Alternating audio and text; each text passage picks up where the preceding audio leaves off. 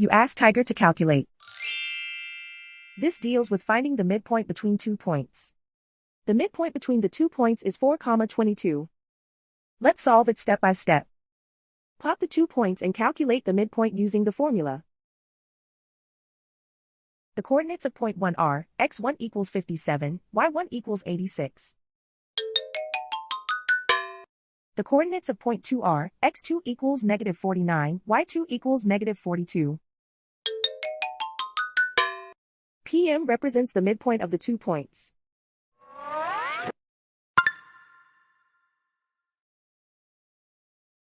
Use the x values in the midpoint formula to find the midpoints x. x1 equals 57. x2 equals negative 49. Simplify the arithmetic.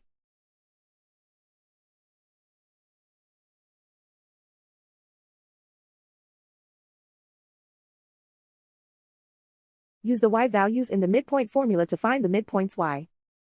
y1 equals 86. y2 equals negative 42. Simplify the arithmetic.